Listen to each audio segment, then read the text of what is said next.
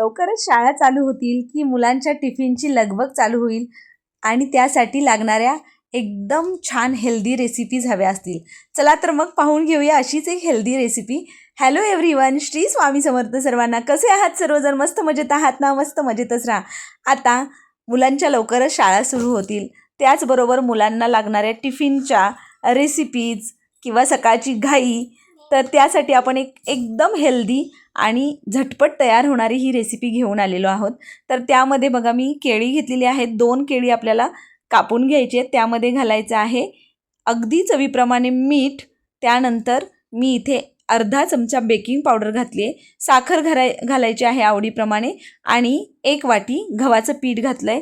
दूध घालून आपल्याला हे मिश्रण बारीक करून घ्यायचं आहे. तर या पद्धतीने बघा, या कन्सिस्टन्सीचं आपल्याला हे मिश्रण तयार करून घ्यायचं आहे, बॅटर तयार करून घ्यायचं आहे. आपण इथे आज सुपर हेल्दी असे बनाना पॅनकेक बनवणार आहे. यामध्ये फ्लेवरसाठी मी इथे घातलेला आहे व्हॅनिला इसेन्स. तर तुमच्याकडे व्हॅनिला इसेन्स नसेल तर तुम्ही त्याशिवाय सुद्धा हे केक बनवू शकता, पण व्हॅनिला इसेन्सनी याला खूप मस्त टेस्ट येते. त्यामुळे व्हॅनिला इसेन्स असेल तर नक्कीच घाला.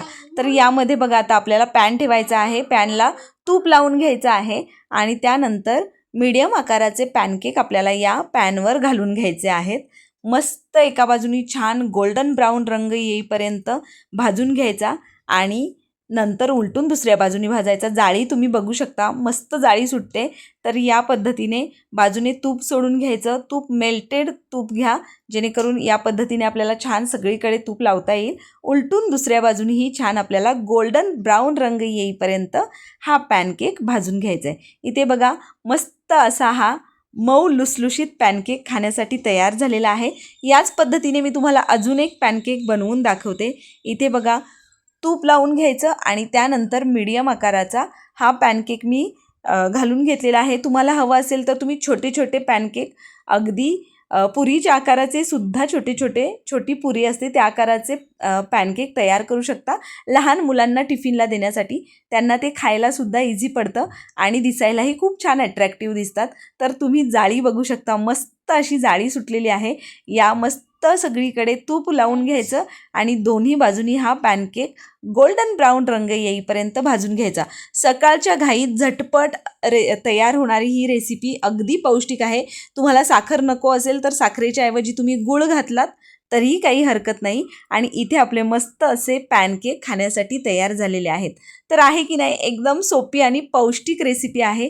मुलांच्या टिफिनसाठी परफेक्ट आहे.